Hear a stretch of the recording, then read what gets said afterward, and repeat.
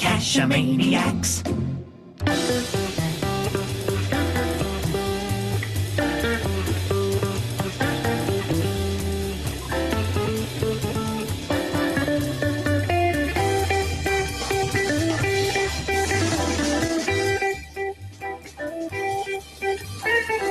GeoGearHeads.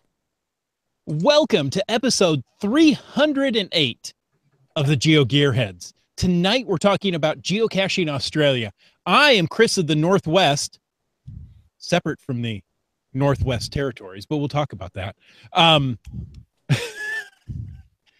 And with our illustrious host, Daryl W4. Daryl, it's so good to be back. Oh, it's good having you back. It was a little bit of a weird show last week, given that it was just, a local show pretty much. But did you have any luck retrieving any of those trackables you went to, rescue on last week's episode? That was just our in-joke. Oh. Which means you haven't listened to the episode. I haven't listened to the episode. No, I was going to say, I don't know what you're talking about because I'm not one for trackables. I just don't do well with them. No, well, it seems like a lot of people don't do so well with them either. Which was, we're going to have to do another one of the shows because we did get some feedback. Before we get into one of the emails, though, let's introduce first Ziggy AU. Welcome to the show. Hi, guys. Thanks for having us. It's been a pleasure. And Team Aviju, who many of you know, or Edwin is probably a little bit more familiar as the singular name. Hello. Good to see you. And we'll get into your bios in a minute here. But Chris, you want to read that email that came in from DePerio? I would love to. DePerio sent us an email, just as Daryl said. How did you know? Starts off, I just listened to your podcast and thought I'd share how it greatly helped me already. And it's kind of a funny story. I've been out geocaching for a while, just picking up a few caches a year for the past few years here and there. My stats are quite sad to look at in that respect. I'm getting back into it now, and I didn't realize how much I missed the thrill of the hunt and the joy of the find. That's such a good way to put it. Thrill of the hunt and the joy of the find. I may end up stealing that from you. Okay, I'll borrow it without intent to return. But let's go on with the email. Regarding trackables, though, I haven't done much of anything with them for years. I personally own about 30 trackables, mostly geocoins that were won, earned, or purchased from events or the Geocoin Club where I used to be a member. It's quite a nice collection that I'm proud of. Maybe I'll bring them to an event and to share and be discovered sometime soon. I have them all activated, and about 2/3 of them have been sitting in my inventory, making it annoying to scroll through every time. More on the other 1/3 in a second. I didn't know about the option to move owned trackables to an official personal collection. I'm not sure when that feature was added, but it was sometime after I did all the activations. I spent my morning going through all of my inventory, editing the details of each coin, marking them collectible, and moving them into my collection. My inventory is now clean, except for a personal tracker I used for mileage, one I recently grabbed and need to move on, and one I had forgot that I had grabbed just before my caching hiatus. I'm sure the owner will be thrilled when it resurfaces again. Now, as for that 1/3 of the coins I own, way back in the day, circa 2009, I had come up with a way to make my own sort of collectibles list so I wouldn't see them in my inventory. I created a geocache named DePerio's Coin Collection. Creating the cache, but never sending it off to be published meant that it didn't show up on any maps or lists, but I could still drop in collectibles. Perfect, right? Clearly, this is not a clean or efficient way of managing them. Putting them into a real collection list years later is a bit more of a pain as they weren't in my possession. They were in a cache that was long since archived. I had to write a log, enter the trackable code, retrieve them from the cache, and then only then was able to go through the same steps I had to do with the other 20. I'm happy to say they're all accounted for, and now they're where they should be. I deleted the 50 plus emails I received from moving them all around so much. Thanks again for the info and the great podcast. Happy caching. He's not done yet. There's a PS. Just thought I'd share a minor point of interest. On the trackables page, there's an option to make it collectible, changes between either a checkbox or a yes and no radio button. As far as I could tell, the radio button showed up for trackables that already had at one time or another been discovered, where the checkbox was only on newly activated ones that had no logs. So thank you so much for that email. And you know what? As far as I know, you're doing it right. Good for you. And that observation of whether it's a checkbox or a radio button, that's genius. I don't know if I ever even noticed. Well, we actually did talk about that on the last show a little bit, but it was one of those we didn't really know what was causing it, because it was switching back and forth. So I appreciate the little bit of info that in research that he did, because that sounds like a good answer as to why it was changing states like that. Exactly. Yeah, that would be interesting if it was a radio button or a checkbox. Same wording, but well, I think it changes a little bit. It says I think something like make this a collectible, and then it switches to the as a checkbox when it hasn't been activated, or I guess when it has no discovery logs as well, or maybe it's just even no logs. And then when you have activated it, it seems to switch to a radio button for is discoverable, yes, no. Oh, interesting.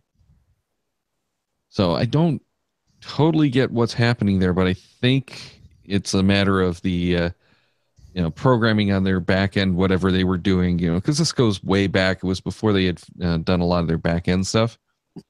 I'm wondering if they can't correctly process the absence of that checkbox. So they can only process it if it has a value, not if it doesn't have a value. Right. So they had to change to the radio buttons. But doesn't it make more sense if that's the case to just put the radio buttons in and default it? Sure. For continuity. But, this is going back to that old code that they're trying to eliminate. So no, they've really done a lot of work to eliminate that. Yeah. That older code. But, it's going to take a lot more work. I mean, you've got to have a... Ooh, I think we had you cut out for a little bit there. But yeah, they've been doing a lot of work. And as we mentioned last week, it sounds like they might be making some changes even to the way discoveries are going to be handled in the not too distant future because of some confusion as of late. So we'll see if that means anything. It might just be that they change the rules for the discoveries and nothing actually changes on the back end. But we'll keep an eye out and let you know when that happens. The other quick reminder is that I think it's Tuesday this coming week. So by the time you guys get this, it might have already happened. There is another trackable promotion hitting, and I have gotten confirmation that we are going to get some of those. So if they come in time for next week's show, we're probably going to give at least one of those trackables away to someone who sends in some feedback that we use on the show. Nice. And probably something for someone who's in the live chat. So make sure to email us at geogearheads@cachemaniacs.com, and you might win one of those on the show. Now, these are supposed to be released. They're not going to be, the ones that you can take and get discoveries on. This one, they're actually asking for no discoveries. Oh, interesting. Yes. But there's going to be a competition involved with it, and that's why. So I'm anxious to see what's going to happen with that. We'll find out more on Tuesday. And everything. Yes, it's not a contest; it's a competition. Interesting. And it is going to be, the traveling thing. Mm-hmm. So that's about all I know at this point. And I might have said too much. We'll find out. All right, so let's go back to our guest tonight and get into our meaty conversation. First off, Ziggy, why don't you tell us a little bit about yourself? Hi, Ziggy AU. It's the only reason the AU's on the end is because other people eventually pinched the Ziggy, so it has to be the AU, but that's okay. That puts me in a place. And so I've been caching for a few years. I cache with my kids. Well, that's where I started. And I pretty much found Geocaching Australia very early on in the piece, even though I did start with the geocaching app like many newer modern caches do. But I did find Geocaching Australia reasonably quickly, which then led me to a whole range of other caching experiences that were beyond what GC can offer. Excellent. And then Edwin, people probably know you mostly through your feedback, but unless they're a patron, they probably never have heard your voice on the show. Yeah, that's correct. And despite that I have my Dutch accent, I'm also living in Australia. Yeah, no, when I found geocaching, I found out geocaching Australia also pretty fast, but I didn't understand it because it was all these trick points and I didn't understand what that was. So I stayed away from it for a while. It's only after the first year that I started to look at it again, and it all made sense with my experience there, which I had earlier in the game. For the rest, I'm a kind of hacker with regarding to computer stuff. I made an app called GeoCube, which I wanted to be the successor of Geosphere once it became unavailable. And other little things. So give me something which talks, where I can talk to your service, and I'll make something nice for it. All right, now let's get into the actual conversation here. And Ziggy, what is Geocaching Australia? Because we keep hearing about this different site down there, and it's been a few years since I've heard much, so I'm kind of confused as to what it really is at this point too. Okay, well, in brief, Geocaching Australia is another listing website, but it's also a community of Australian geocachers, and our website, it's another aspect of geocaching. It doesn't take away from GC. It adds to it. It's a little bit more. It's the sprinkles on top. So we consider it a bit of a niche kind of a service. It's never going to be anything on the scale of geocaching.com, but what we can do is we do things a little differently, and that's what keeps the people who come and play at Geocaching Australia interested and motivated to keep coming back and using us. So one of the key things is that we're volunteer run. The whole thing's volunteer run, and the way we fund the website is through sales of path tags and little bits and pieces. But our path tags are very interesting. They're very unique. For instance, we've currently got a series of Australian explorers, which is quite very interesting. And so if that's the kind of thing you're into, come and have a look at some of our path tags. One of the other things along with the path tags is that even though it's a free website, we do actually offer some physical rewards. So when you hit your 100th, 500th and 1000th find, we will actually send you out a path tag to commemorate that. So we're really trying to engage with people and give things away for free-ish, it's just it's a little different take than it is how things are done with geocaching.com. Nice. So can you tell us in general who uses Geocaching Australia? Oh, well, I mean, cross-section, broad, but there's people, because the website is we didn't have an app to go with the website for quite a long time. You really needed to be sort of computer based to be able to, you accessing the web. I guess I have only been playing for a couple of years, three or 4 years. So I don't know what it was like using GC back in the day. I've only used the Wayback Machine to go and have a look at what it used to look like. But I guess it was comparable, at that time. We've got a lot of text information on each of the cache pages. So I guess it's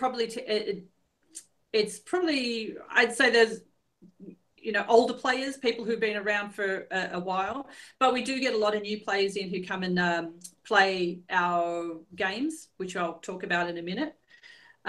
So again, because we're quite niche, we only have a small percentage of the caching population, but it does still cover, a wide range.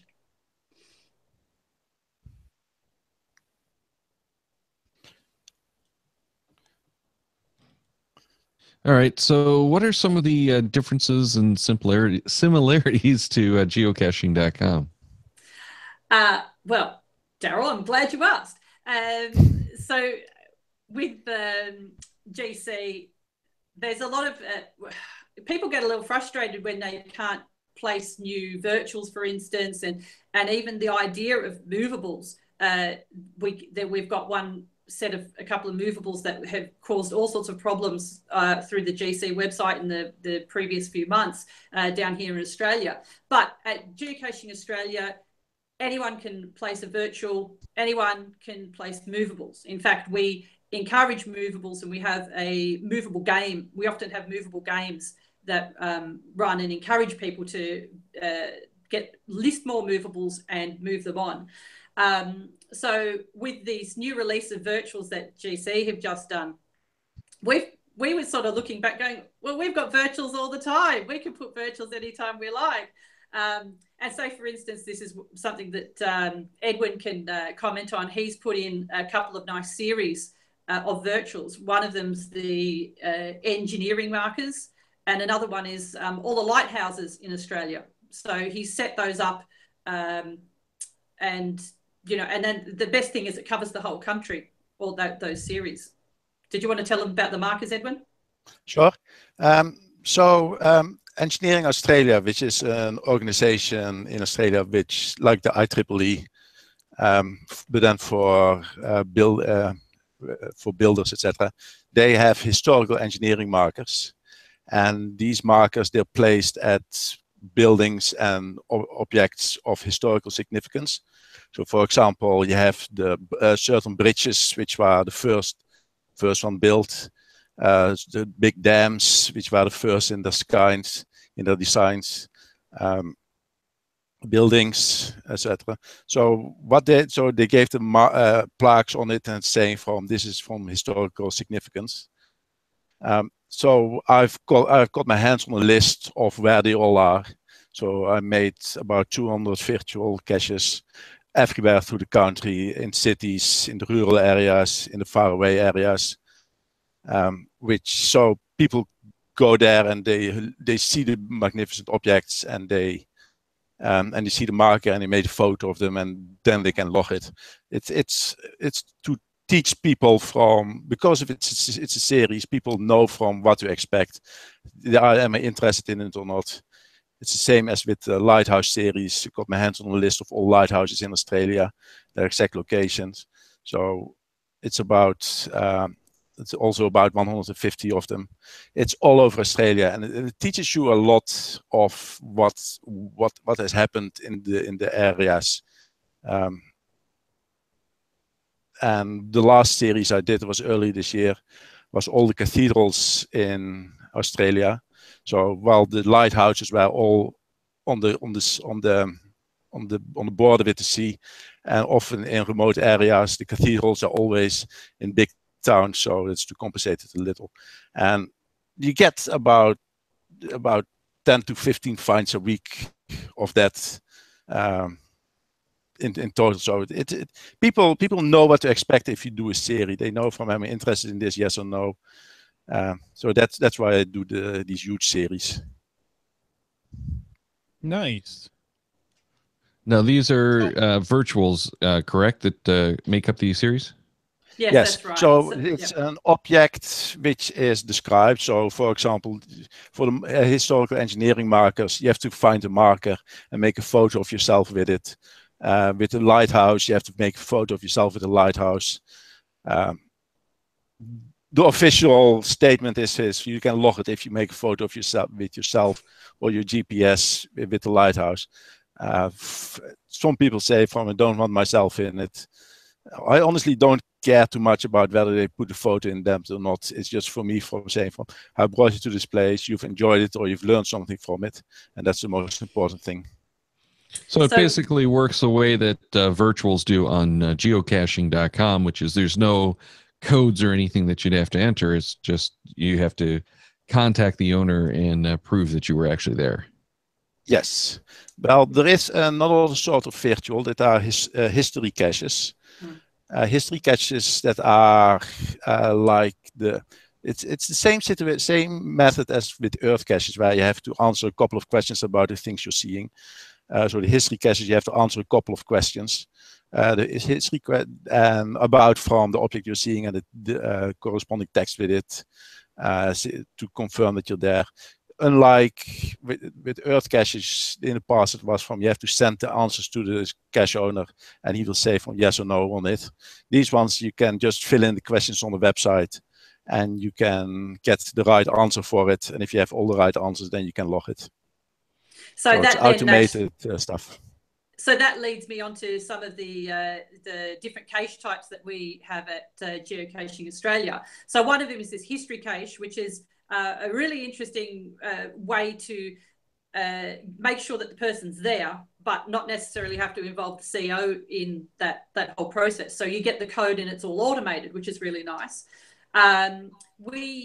There's say for instance on GC there are things like night caches and that sort of thing, but we have night caches as a separate cache type. We also have gadget caches, which is new. We just ran a competition, so we've got gadget caches as a separate cache type, so that when you're going out in the field, you know what you're going for. It's not a surprise. We also still have webcam caches, and they're still able to be listed new. We have pod caches, which is you've got to listen to a podcast and get the clues from there. And there's one interesting series that we have is called the Burke and Will series, which was a project that was done a couple of years ago to commemorate the journey of the explorers Burke and Wills, who tried to cross the continent from south to north. And so there's a whole series of caches that were placed, I think there's about 150 of them that were placed to commemorate that journey. And that's all the way from Melbourne all the way up to the very top of Australia. So if you were to go and take that journey, that would take you many thousands of kilometres.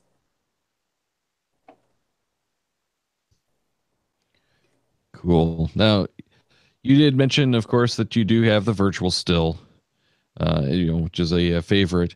But the podcasts, I'm not sure that you're even allowed to do those on geocaching.com anymore, but they were allowed as a multi-cache usually. Mm-hmm. And that's actually why another certain type of or certain specific other podcast actually got started was to enable and promote that. But they've even gotten away from that. How true. Yeah. Now, well, sorry, go ahead. No, please go ahead. No, I was just going to say that the one really big area that I haven't mentioned yet, which is quite specific to Geocaching Australia, is our trig points. And we have over 6,000 trig points listed. So I'm not sure if you're aware of what trig points are, but they're often they're a concrete structure with a piece on top that is used by surveyors as a marker, usually at high points. So we've got all the trig points around the country listed, and it's essentially another type of virtual, but it ends up taking you to some really interesting places that, high points that you might get amazing views, but you may never have been able to actually hide a physical container there. So it's a really popular aspect of Geocaching Australia, is to get to these trig points and occasionally find a couple of new ones hidden around in the bush. Yeah, it's similar to benchmarks here in the U.S., but I think almost everyone else in the world calls them trig points. Interesting. Yeah, and we love them. No, please go ahead. No, I'm just saying that they're just such an amazing, yeah, I understand the waymarking and benchmarking that they use. That's a separate entity, whereas we've got them included and they're all part of our Happy Caching family. Well, I was going to talk about a couple other members of your Happy Caching family. You have location lists, which geocaching.com used to have, as well as movable caches. Oh, yes. Location lists and movables, they're very popular. We have just a ridiculous number of location-less caches. But personally, I have found location-less caches were a fantastic way to keep me going, keeping me finding things when I haven't been able to get out of my small sphere to go and find caches further afield. So it keeps your eyes open, keeps you looking for new things, and keeps you exploring your environment. There's, and with the sheer number of location lists that we have listed at the moment, you could just walk out your front door and be able to probably log half a dozen. Wow. Impressive. One of the things about location lists is that they often describe things which are everywhere, while the physical containers might not be in all little towns. So if you go, we have people living in Dubbo, which is about 5 hours driving from here. It's a small town. She's very enthusiastic, but because it's so far away, he doesn't get many caches or many finders of caches. But because of the location lists, they're still able to participate in the games we're organizing. Sorry, the games being organized by Geocaching Australia. Because she can do these locationless caches and score points that way. Nice. I remember I did a locationless here on geocaching.com back when it was enabled of a round building. You had to find a round building. Well, my bank happens to be a round building, so that was easy. So yeah, I enjoyed the couple I did. I didn't do many, but I did do a few of those. Now, you had mentioned games. Mm-hmm. Now, you have games within the game of geocaching. Can you give us some hints on how these games work? Well, the games work like an overlay over the top of your normal geocaching. So our main ongoing continuous game is called Dragon Zone. And in Dragon Zone, each cacher belongs to one of 4 clans. And then once you're part of that clan, all of your caching activities have points that go towards your clan. And of course, the idea is for your clan to be the biggest and the best. So the way you get points is by finding caches. So any physical cache, so none of the virtuals or the locationless are included in this, but trig points and physical caches are. Depending on the difficulty and the terrain rating, you will get more points for each one of the finds. And you can, and eventually as you get more and more points, you will also move up a ranking scale. And this is just ongoing on top of all your normal caching. Or if you want to be strategic about it, you can go and actively go and find high scoring caches to up your points. Or, you can try and, you play this as a more strategic kind of a game. So with that whole, it becomes quite a big picture when you consider that each Dragon Zone is considered one local government area. So perhaps it's like a county for you guys. And the idea is that if one clan found all the caches within one particular county, then they would own that Dragon Zone. They would claim it. And the idea is that your clan is supposed to maintain that and keep that going. And of course, then you would like to try and get your neighbours' clan take over their area as well. So then you will try and find caches in those areas to, you know, change the ownership of each one of those areas. So it can add another interesting layer on top of your normal caching that will maybe take you outside your normal area because you're trying to gain extra points or try and you know, get an advantage for your clan. It can be very popular and can be very strategic. We have people who come from the ACT, down in Canberra, and there's a couple of guys who will come and raid New South Wales, and they will come and just go for it, just find everything there is to find, and then just it changes the whole nature of their, say for instance, the Sydney area, and then it requires clans to start to work together to try and find get some more points on these caches. It's very interesting. Now, you're mentioning that is the global game. That is the game which happens all the time. But we also have seasonal games. Yeah, we're getting to that. Okay. Just want to make sure it wasn't going to be forgotten. So, no way. You had mentioned clans. Is a clan something you create? No, the clan is one of the 4 set clans. So when you start up, you get to choose one of the 4 clans, and then pretty much that's it. You're stuck with it, but that's okay. It's there are some clans that are stronger in certain states of Australia, but that leads to an interesting point as well. So the other thing that we do is seasonal games. And that really is one of the most popular aspects of Geocaching Australia is our seasonal games. So we run a whole bunch of different games on top of Dragon Zone. So say, for instance, we'll run a movable game. We had one which was gnomes.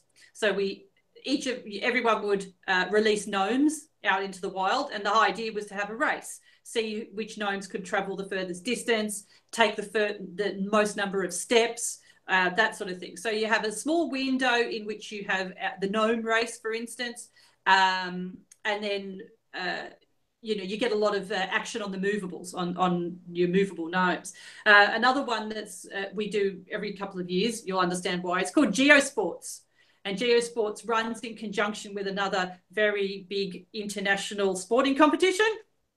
And so what players are given is a list of activities that you can do. So say, for instance, there is one of the activities is swimming. And the task is go and find a geocache that requires a swim to get to the geocache. And then you can claim that as for points for that particular activity.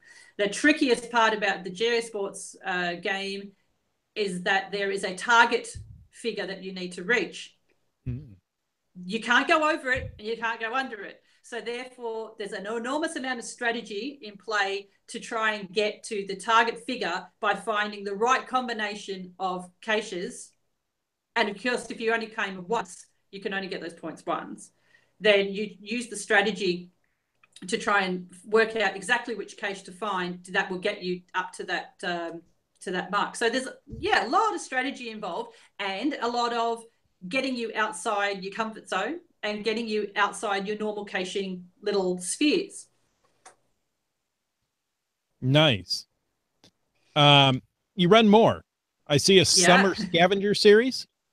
Yes, so last year we ran a locationless game. It was essentially a locationless game for the most part, and we called it the Summer Scavenger Series. And that one where we every week would be released a new set of scavengers, or essentially locationless finds, and that meant that across the course of the summer, every week you were challenged to go and find something new.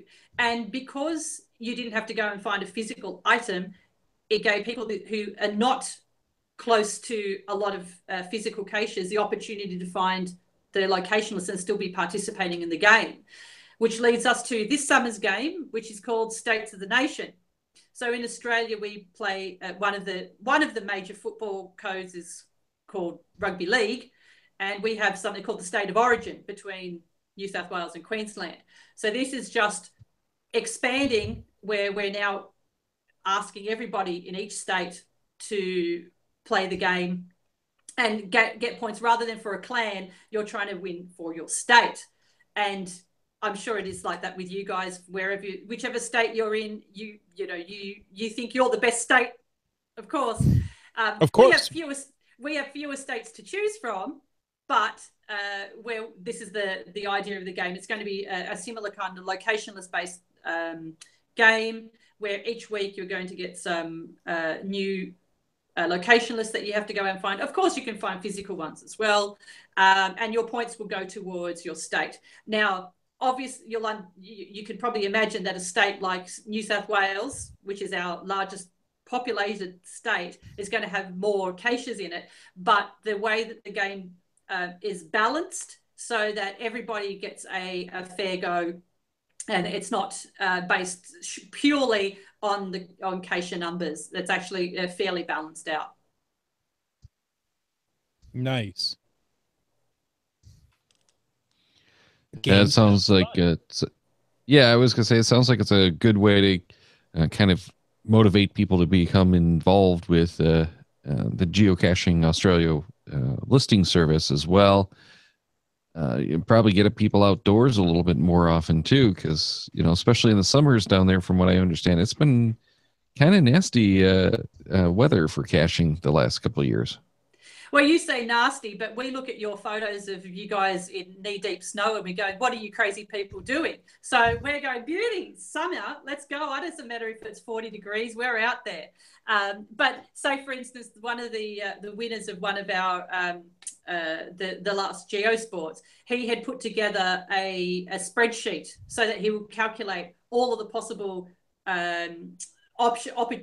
best opportunities that he could get to those points, and he fully says that it took him out of his normal caching area, and that's the whole point. We want people to be to try other areas. I mean, Australia's a big place, so it takes a long time to, like, if you found all of your Geocaching Australia caches in your area, it's a fair bit of travel time to get to the next one. So anything that we can do to encourage people to see more of the country and find some other cool caches, these all help people along. And one of the other nice things is not only the winners get prizes of path tags, but also people further down the list, so maybe the 10th, the 20th and 30th, they'll also receive path tags for free for participating. Very cool. Getting back to something that you kind of hinted at earlier, the Burks and Wills as part of this projects group. What are those? So what I was speaking about earlier was the Burke and Wills were explorers, and they travelled from all the way from Melbourne up to Northern Australia and tried to get back down again, but didn't make it that far. And so there are lots of little spots and landmarks along their journey that have been essentially documented with caches. Another one of our projects is the I Cache Everywhere Man series. It's another project that anybody in Geocaching Australia can place these caches, and it's based on a song. Which you're really going to have to listen for yourself. We might have to put it in the show notes where you can listen to the song. And this particular guy, Lucky Star, lists all these different locations in Australia. And the idea was to place a cache in every one of the locations that is listed in the song. So that original project started a couple of years ago, but for 2018, we're going to have another drive to go and replenish some of those caches that never had caches in the first place. But again, it's another way to expand your horizons and say, well, I want to get everything in that series, and that really takes you across the whole country. Yeah, that sounds really kind of like a cool, almost like a geo tour, but there's no reward for it at the end aside from bragging rights, correct? Well, there's a lot of caches. I haven't counted. One of the things that some of the GCA members did was to add a couple of extra verses to put in a few extra places to cover a little bit more of Australia. But yeah, it's an interesting exercise to try and get all of those covered. Nice. Right. Now, I want to know a little bit more. Well, no. Go ahead. Oh, I was just going to move on to the mobile apps and and ask what is available, because I know that this has been an issue with a lot of the listing services. Yeah, so it's been ever since GC came out with their app, and it's put geocaching into the palms of most people. Anybody, it's accessible to anybody. It's one of the things that Geocaching Australia has had to try and catch up with. We've had one for the Android for a couple of years, and that's been reasonably successful, but we hadn't had one for iOS for quite some time. So that's where Edwin comes in, and he took it upon himself to get an app together so that we could access Geocaching Australia and log, find and log all at the same time rather than just viewing, but also can access other services beyond Geocaching Australia as well. So I'll let him tell you a bit more about that. Yes. So, well, the story is simple. For the Geosphere, I could only access the geocaching.com website.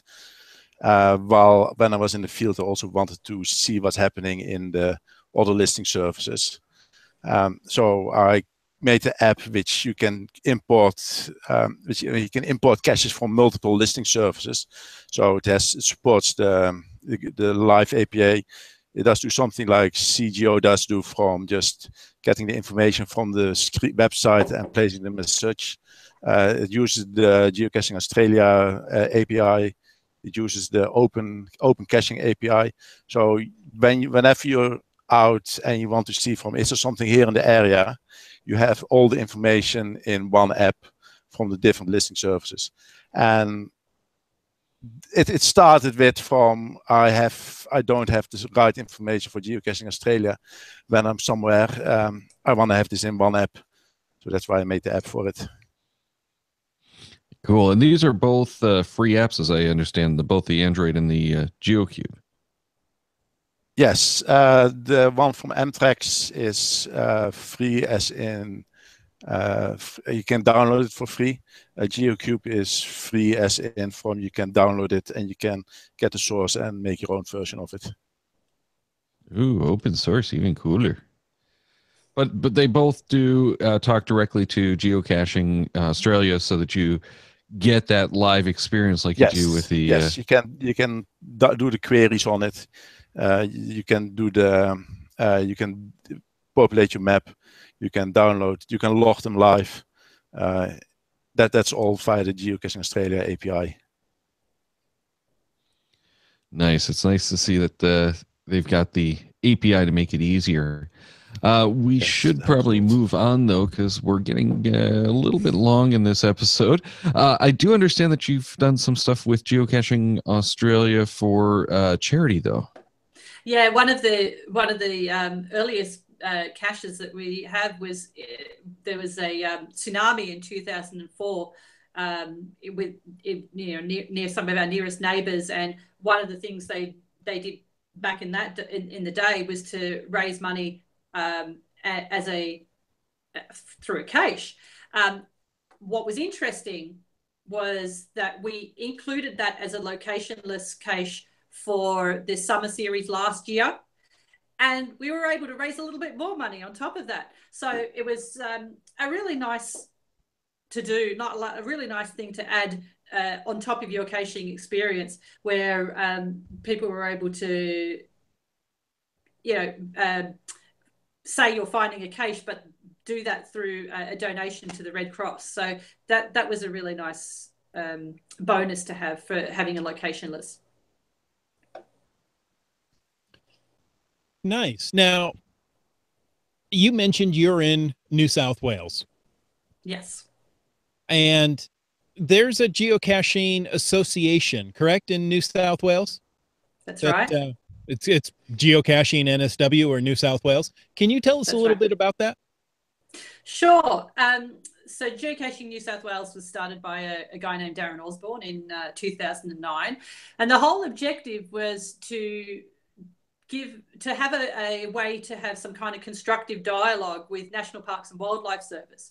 So again, I'm not sure how things have go for you guys in the US, but what was happening is that the cages were being placed in national parks, but they were not always in the right places. And so national parks just wanted to pull them out, said, see you later, no more geocaching. So there was an association started in order to have a constructive dialogue with national parks. And as a result, we still have caches in national parks.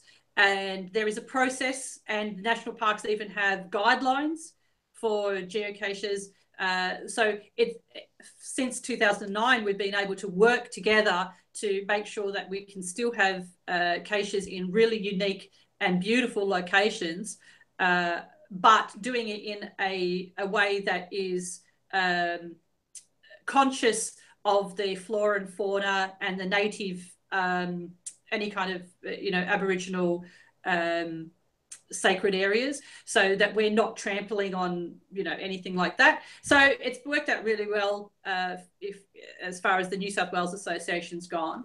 But since then, and because we've, got that sorted, we now are really focused on the geocacher, and we try to have events that bring geocachers to other areas. It's the same sort of thing with Geocaching Australia. We're trying to reach the whole country. With Geocaching New South Wales, we're just trying to get the people to the caches. So we do events like what we call them invasions to some towns that are maybe a couple of hours drive away.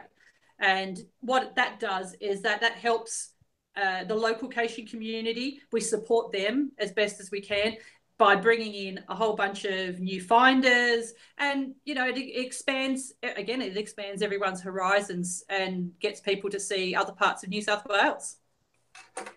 Nice. Yeah, I like the promotion and the advocacy. I actually remember Darren talking about the development of the organization back on his GeoTalk show. So it was fun to watch that develop, through the show. Yeah, unfortunately, it was before my time, but I've certainly heard many, many good stories about and Darren, and it's really nice to see that our organisation still is kicking on and kicking some goals on his behalf. Yeah, absolutely. All right, so that is going to wrap it up for this episode, because we are starting to get toward the end. Well, we're actually in the end of our time, but our normal time. But thank you very much, both of you, for joining us midday out there, and hopefully we didn't cut into your lunch too much. No, that's okay. It will be fine. Nice. Well, thank you again. Now, folks, we have a lot of great shows coming up. Daryl works hard to schedule each and every show. Next week, we are going to do a randomized show that's randomized Lixie. So what you need to do is email GeoGearHeads@cachemaniacs.com with a topic for that show, because the randomized show is nothing but a series of short topics that probably not enough to get through an entire episode, but if we get enough of these stacked up, we have quite an interesting episode. Now, if we use the topic that you send in, you might just get a trackable. We'll also have one to give away in the live chat for that night. And that's next week, November 30th. The week after that, December 7th, that's Pearl Harbor Day here in the U.S., we're going to talk about Munsies and more with Coach V. December 14th is Tech Changes Caching 2 with our special guest, Shermanator 18. December 21st, we're talking Foolish Cachers number 2 with the Waysiders. So send in your stories of silly things you've done, and guess what? You just might win a trackable. Check the Cachemaniacs website at cachemaniacs.com for more on the GeoGearHeads, including show notes for this and all of our episodes. We love hearing from our listeners, so leave us some feedback by emailing geogearheads@cachemaniacs.com or through social media. Your support helps keep the Cachemaniacs shows coming. Please consider becoming a patron through the link on our website to support the Cachemaniacs shows.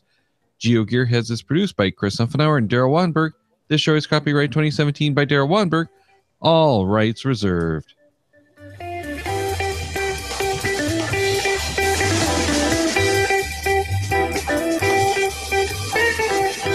Cash with the Cash Media.